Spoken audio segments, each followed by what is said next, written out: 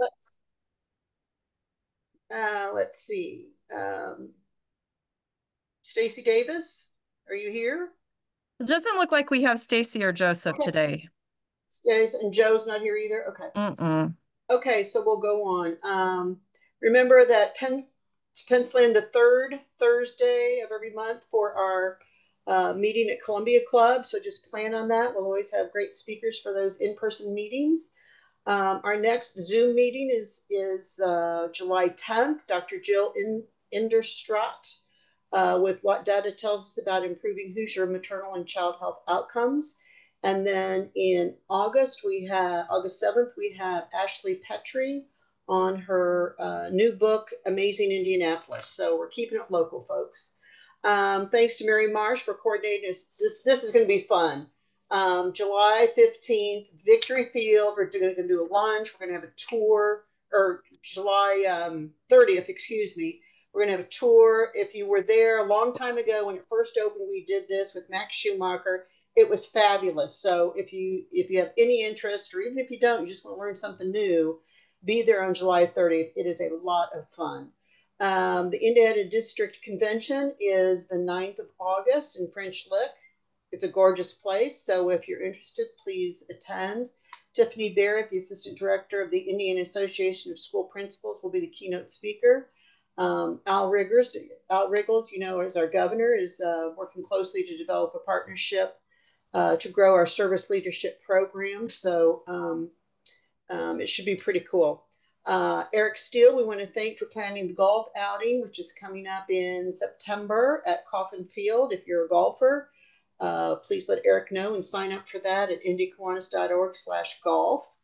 And then take a moment to approve our officer slate for October 25 through September 26. Jeff Otis as club president delegate. Wendy Paddock as president-elect delegate. Roger Cummings will continue to serve as our treasurer, and our operations manager, Kelly, will be our secretary. For our directors, we need votes for Steve Farrell, Laura Holloway, Art Kadra, Chuck Cotterman, and Greg Silver. So Abe Lincoln scholarships. From 2021, Abe Lincoln $8,000 scholarship was just awarded from St. Mary's College. 14 years ago, Caitlin was diagnosed with acute lymphoblastic leukemia. And so she is going to receive that, use those funds. She's returning to pediatric hematology and oncology floor where she formed her passion for nursing. So a big kudos for her. And this just is an example of all the good we do with our foundation and all the funds you provide for that foundation. So keep us in your giving checkbook. Wanted to note that 67 years ago today, Bob Baxter joined Kiwanis.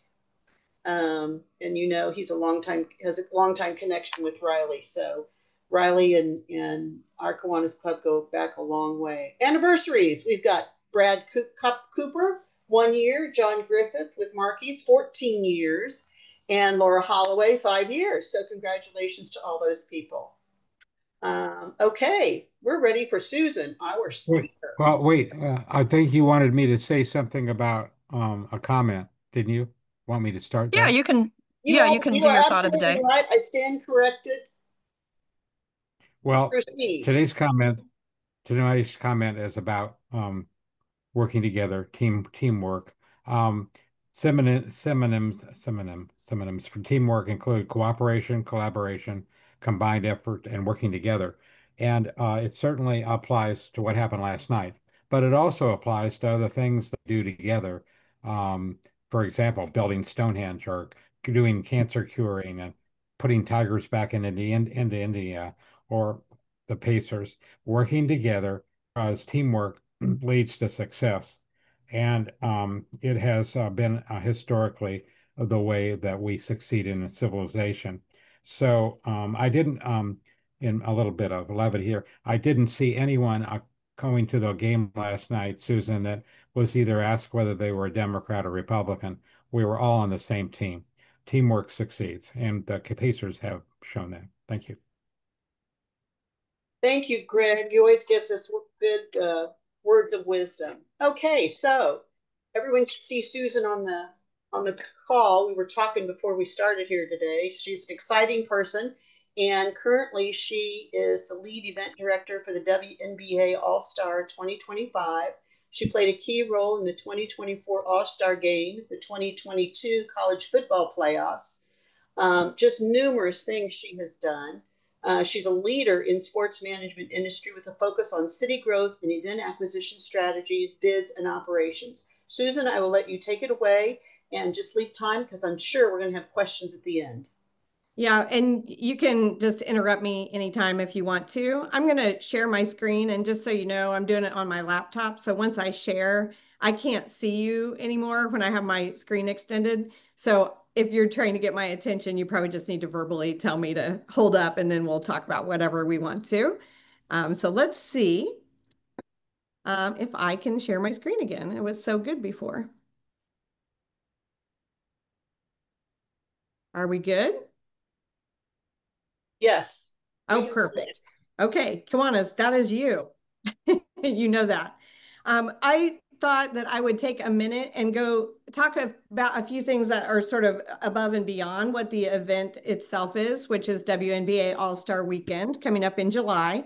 The official event dates for the event is July 18th and 19th. So the official events are pretty compact and impactful.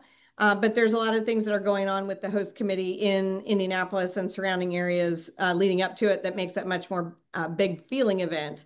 So one of the things I think that's interesting about the timing of us hosting this event here in Indy, we have never hosted the WNBA All-Star before.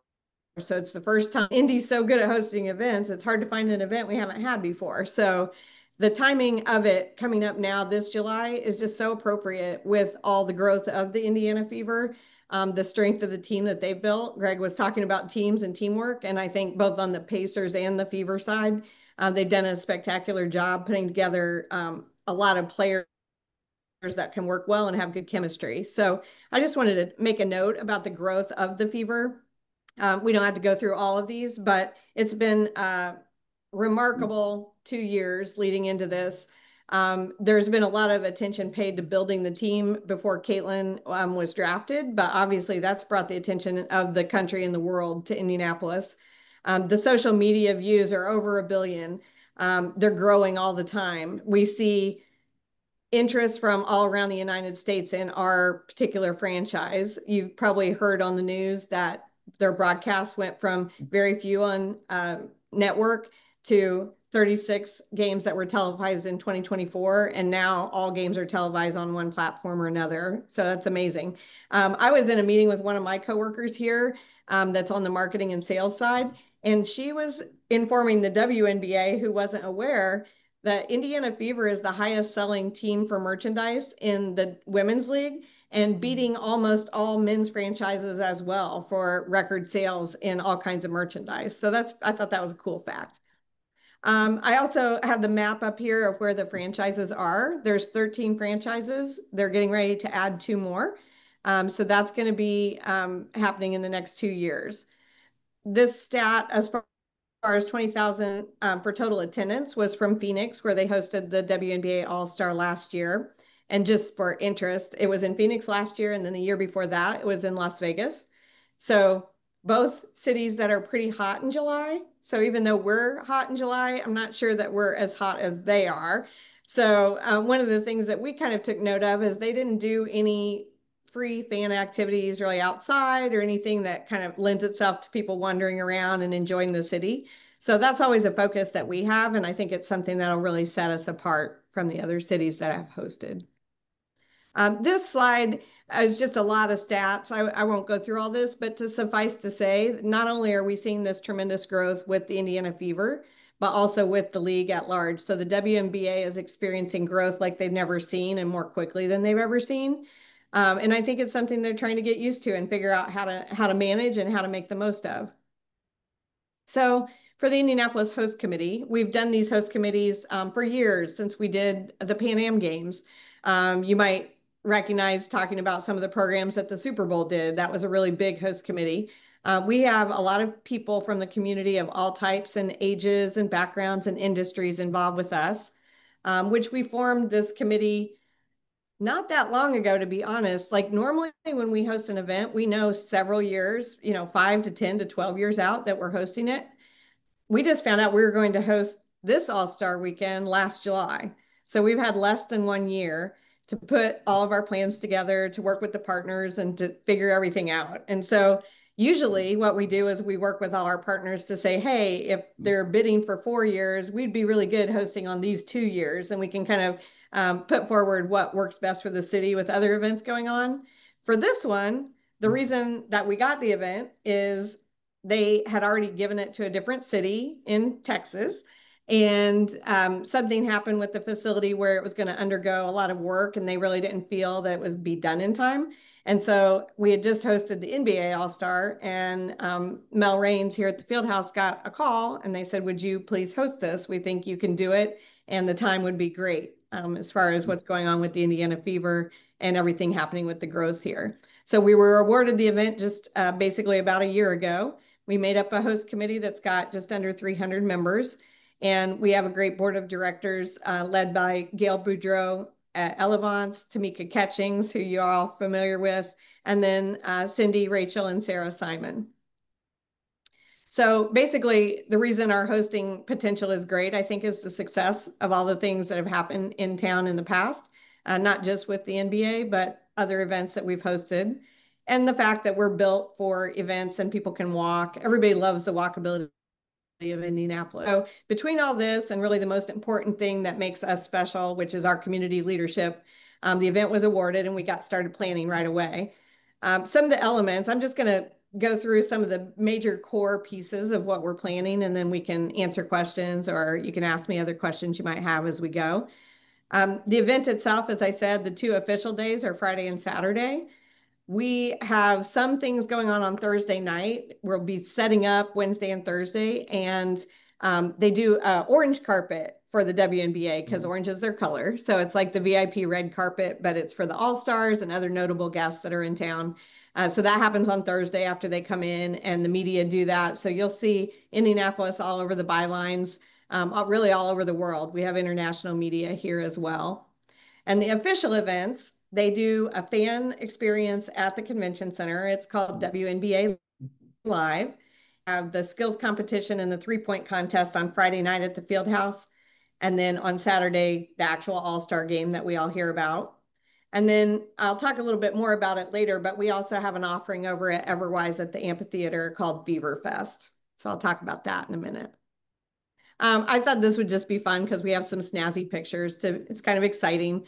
From a marketing standpoint, we've been at over 45 events since February. So we've really been out at different basketball events where the community is. We hang out at the Fever games, do giveaways and all that good stuff, just trying to get the word out. And then our partners like IMS have helped us do some really cool decorations and promotions. So this was a picture of the pylon out at the track at 100 Days Out. And then the fun little car wraps, that is a program called Carvertise, where you can buy advertising on the cars. And then those are the cars that deliver Uber and Uber Eats. So it's kind of a fun way to get around town and draw attention to the event. And then this very cool race car is through a sponsorship of Gamebridge. So that was really fun. When they actually raced the car on the track, it got a lot of attention and promoted the event. Then this is the downtown decor that we had for the NBA All-Star. And you can expect every single bit as much, if not more, going on for WNBA All-Star. And part of it we do from the host committee standpoint, but we've had more interest from national sponsors than even we did to buy signage for the NBA All-Star last February. So the town is going to be decked out from tip to tail. Ticket sales have been a big topic. We get a lot of questions. How do I get tickets to the All-Star game? So I just wanted to let you know the All-Star game on Saturday is currently sold out. And I say currently because they do create a stage for the halftime entertainment on the north end of the venue. And once they decide exactly how big that stage is, it's possible that they might open up some seats and put a few more seats back on sale. So I just wanted to mention that. We do have a few tickets still left for Friday night if anyone's interested. And then for the Fever Fest, that I think they've changed this announcement since the slide was built, but in the next week or so, that's going to go on sale. So that's concerts and comedy over at Everwise. And the WNBA Live, which is the fan experience at the convention center, I think they're going on sale today. So there's a lot of things going on with the Pacers in the playoffs and Ticketmaster. So this is what I know as of today. For community engagement, we always try to do programs that are impactful outside of sports and leverage this interest that just innately, I think our community and our state has in order to raise money and be able to do good things within the community that are not necessarily basketball related. So our committee has been awesome for community engagement. They created 3 umbrella areas: play, learn, and grow, to create a format to put all the programs under. So I'm going to talk about just a few of them. But 4 are legacy programs that total over $1 million in grants to Hoosier nonprofits. So we're really proud to be able to put that money in the community. One of which is the Indy Parks Alliance. So there's a court renovation going on for Al E. Poland Park. And the ribbon cutting is going to be happening in July, just before the event. So that's going to be a fun one. Then the Fletcher Place Community Center, this is basically a total facility renovation. So that was much needed. They put in an excellent bid request for this grant, and we were able to do the kitchen upgrades, the playground, rebuild their community garden, and even got additional funding to do a large local artist mural on their exterior wall. This is a great center, serves over 10,000 people annually. So we're really pleased to be able to help out with that and look forward to the ribbon cutting here at the end of the month. McCoy is a really awesome organization. I don't know if you guys interface with them at all. You may have crossed paths, but in addition to having a facility, which we're renovating, they serve over 100,000 people as a resource center, helping with capacity building and training of youth workers. So we have a program with them I'm going to talk about in just a second, but the ribbon cutting on the facility is going to be the first week of July. Marvella Foundation, you may have seen that in the news. This is more of a statewide outreach. This is a new sports complex for women and youth, female youth athletes. It's underserved when you look at the research based on what facilities are available for men versus women, boys and girls. And so they have raised money to build a whole facility. The money from this grant will go to build their championship center court and a scoreboard, which was something that was outstanding in their plans. So we're pleased to be a part of that as well. Then I was mentioning that we do this other program with McCoy outside of their facility build. It's one of my favorite ones. In December, we started with 25 female high school juniors and seniors that are from around the state, and they have monthly sessions together. And they're really focused on leadership and also finding a network, like sort of teaching people that you can just, it's what Greg said before, you do better when you're in a group. We do better together. And so this teamwork idea has been brought to the forefront through different physical activities. They did rock climbing together, which was trust building and team building. But they've also done things going around the city to learn more about the history of the city and how organizations work together. So that's been awesome. We'll work with these young women all the way through the event, and they have a chance to do some really special things, both for development and learning, but also that are just fun for them to be involved with the event. They also get a scholarship for being a part of the program. So that has been really nice, and it's been something that's been going on since December. A couple of other things I wanted to mention that have a bit of a call to action I thought you might be interested in, either for yourselves or to pass on to others. We did a program like this when we did the Super Bowl in 2012, and it was really impactful. So it was called Super Cure when we did it in 2012. This year, we're going with All-Star Cure.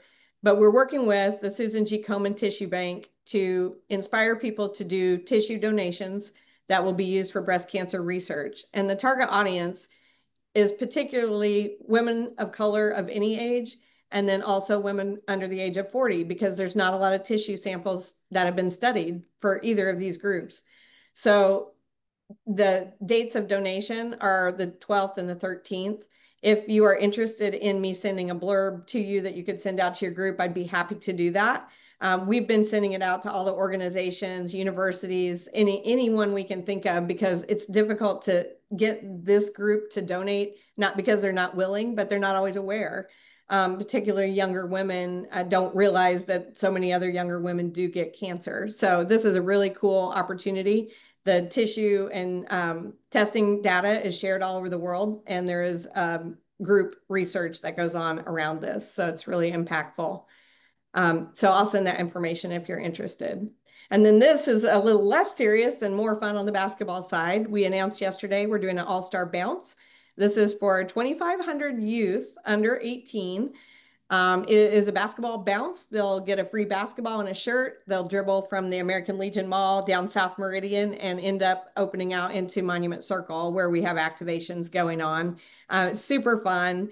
In a day, I think we were over, like yesterday afternoon, we just announced it and we already had 700 people registered. So if you have any grandkids or any friends and family you'd like to get involved with that, I put the website on there, which you can find any of the information I'm talking about through that website. But it's a really fun event, Saturday morning at 9 in the morning, and a good way to kick off the day. I shouldn't say kick off. This is a basketball talk. It's a good way to tip off your day. So another opportunity for the public to get involved. We're working with a company called WISE, which is Women in Sports Events. We're putting on a symposium, which is leadership development and professional learning and networking. That's going to happen at the Marriott here downtown. And it's a professional conference. It's got some great sessions. Their keynote speaker, they landed Candace Parker, who's written a book and is really doing a great job going out talking about these issues. So it is registration with a fee. I didn't mention, but the bounce is free. So there's no money involved with that. This is more like a professional conference where you pay a registration fee. So it's very targeted towards women, young women, college age and up. So if you know of anyone that's interested, they can register through our website as well. The other thing, this is informational. We're doing a women and girls empowerment series, which has been great. It's basically going out, talking to groups of girls, saying why it's cool and helpful to get involved with sports, or to be honest, to get involved with a group doing anything that you're interested in. So we're starting with sports, but the message really is get to know people. Life is more fun and you can learn a lot when you're working together in partnership. So if you know of anybody that would be interested in having one of our speakers come out and doing a presentation to young girls, like grade school, 5th and 6th grade is really the target. You can let me know that. I did put my email in the chat if you would like to be connected, and we could get that hooked up for you. And then another one, this is not our event, but we're supporting it. Tamika Catching's foundation, Catch the Stars, does a back to school celebration where they give out free backpacks with supplies and have a really nice community festival right before school starts. So they take donations, we're supporting them, and we're really happy to do that. Coincidentally, and not planned on purpose, it is Sunday at the end of our weekend for WNBA All-Star. So I imagine everybody will be a little tired, but we'll go over and help with it anyway. Thanks. 25 and 25, just a quick blip on this. We have always tried to do minority women owned business education to try to help businesses get certified that aren't, to help them hopefully get more business through the city and state certification process. So that's ongoing activity. We had 40 businesses seeking certification, and I think they have 2 more sessions left, and we'll see how many actually get through the process. So we try to use minority and women-owned business and diverse businesses in our daily life here, but this is trying to help these people get to the next level. And then I'm kind of turning it away from the community programs. This is for the community as well, but it's more the fun, basketball activations, things people can come and do downtown. You may remember this theme last year. We liked it so much in February. We did Indy's home court, where the fan is the star. This year, we're welcoming people back to Indy's home court for Red Hot Summer in July. So we're going to be doing a lot of activations. Our main areas are the plaza connected to the field house. We'll be on Georgia Street, anywhere there isn't construction, and then Monument Circle. And then we have a little DJ and busker performance area over by the glass cube there at the convention center. So we'll be setting up earlier in the week, but we'll be fully active on Friday and Saturday along with the official events for fans to come down. Everything's free out on the street. Here's a little sneak preview of the basketball courts that'll be on the south spoke of the circle.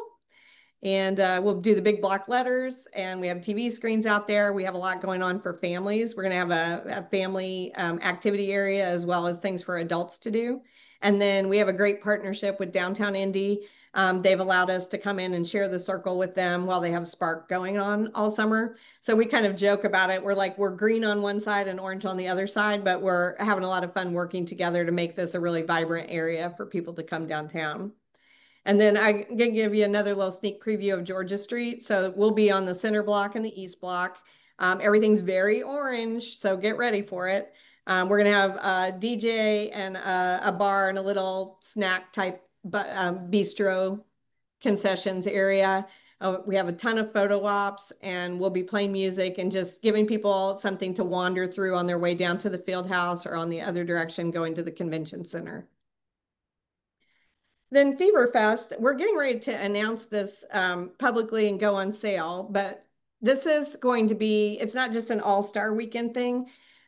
We have a partnership through Pacer Sports and Entertainment with Heartbeat Productions, and they're going to do an annual Fever Fest sometime throughout the fever season every year. We decided to launch it connected to WNBA All-Star, but it's going to happen over at the Everwise Amphitheater at White River State Park. And it's going to be a few hours that's mixed comedy and musical entertainment. So it's a little bit of both. And there's some talk of a watch party. I don't think that's been completely decided yet, but it may be possible that people can stay and watch the WNBA All-Star game from there. A couple of things that are fun for the community. We're going to have free Indigo bus rides on Friday and Saturday during the event. So anyone can ride the buses for free. So it's good partnership with Indigo. And then Pacers Bike Share will be free also, so you don't need to use a credit card to use the bike share. I threw a couple pictures of our wrap buses. I don't know if you've seen them around town, but they're larger than life and pretty exciting. I have a couple of things. We have a really strong partnership with Indy Arts Council, and we're really excited to highlight local artists in the downtown area. I think we're all super thrilled about this. You may have seen on the news, there's going to be a Tamika Catchings mural on New Jersey Street in the Alexandria building on the wall. It's going to be really near Reggie, and so it's very fitting that we have both of these legends of basketball here in town that will be available for photo ops and just to go reflect on their careers. The artist is Nate Baranowski. He's from South Bend, and it was really kind of a cool process. There was over 100 artists that applied for this opportunity to paint Tamika, and we had international artists apply as well. So it was really interesting. We did interviews for the final four. Nate was one of them. They all got to do one-on-one with Tamika and ask her questions to get a better sense of her. And it was really very telling. I think Tamika has a very beautiful personality, and I think each of those artists walked away from that conversation with a very good sense of what mattered to Tamika and what she stands for. So all of them would have been great, but Nate was the one that was selected. And I think he gets started painting maybe as soon as the end of next week. So that'll be going on there on 402 North Jersey Street. If you want to take a look at what that work is going to be. And also, I think that's a historic district, so he can't paint on the brick. It's going to be like panels that are applied to it, and then he paints from there. I'll just talk briefly through this. You'll see a lot of things you're used to seeing at some of our last sporting events. I mentioned the partnership with the Spark. We have a great partnership with the Indy Arts Council. We're working with Big Car and Shreese and the Indy Dance Council to put different performers out on the street. We'll have DJ stations. So a lot of music, just a lot of lively, good family fun. We're also on the visual artist side of things. In addition to the murals, we'll have murals on the Arts Garden. And then we are doing a victory series as sort of a play on basketball victory and Lady Victory on Monument Circle. All that our female artists will be producing the art. So I've seen some really beautiful things, and I can't wait to see them installed and be available for everyone to enjoy. So we're looking forward to all of that. And we have street performers and all kinds of things along this nature that is, I think, good for the family and not just any one segment. I think we're multi-generational for this event, and we want to serve the crowd that we see coming to Fever and WNBA games, and that's sort of people of every age and type. So we hope we have enough for everybody to enjoy. And so that's the end of my words, but I'm happy to answer questions or talk about this in any way you'd like. Thank you so much. This was just such interesting information. Do you know how much revenue is brought to the city by these kind of events? Any Yeah, idea? so for this one in particular, the economic impact hasn't been estimated in advance. We are working with the university to do an economic impact study after it. We did that with the NBA All-Star as well. But I mean, it's tenfold what we invest in it to run it. So I mean, I think you're going to see well over $100 million in terms of economic impact revenue, which bolsters the taxes and really is a good thing for local businesses.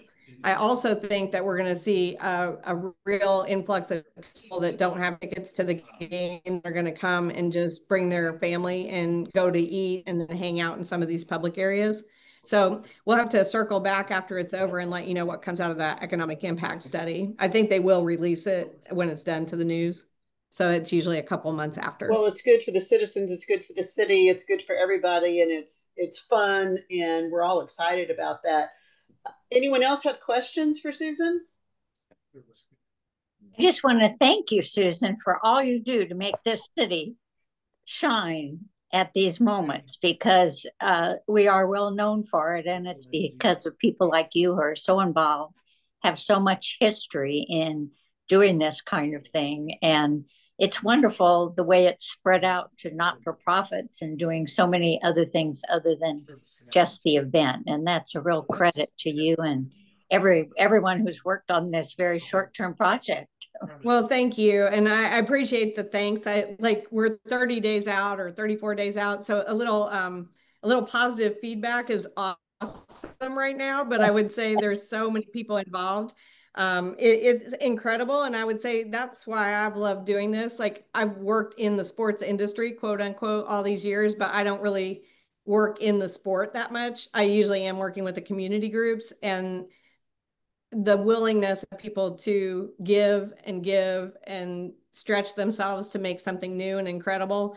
It always surprises me and it's amazing. And I think it makes Indy such a different place than anybody else. And that goes not only for like the nonprofits that we work with, but I just think about public safety and what they do every day. Like you think about what a week is for them here, like since the race all the way through the Pacer playoffs, plus all the other normal things that are going on, and they're still kind and they take time and they come to the meetings with us. So I just think we live in a really special place. And although we get used to having these big events, it only works because of all these people being willing to make it work. And that actually spurs a thought. I meant to say this earlier. So this just happens to be also the normal Indiana Black Expo summer celebration week. So their event is like 2 weeks long, but we fall at the end of it. And so we have this really incredible opportunity. They're on one half of the convention center and we'll be on the other half. But what great offerings. They have the health fair that's free and available to everyone. They have tons of art. They have an art pavilion and an art speaks cafe and all these different sessions that are going on. So I think our crowds will complement each other. And I think each side may enjoy the other's events. And so it's been kind of fun to be able to plan with them as well. Other questions for Susan?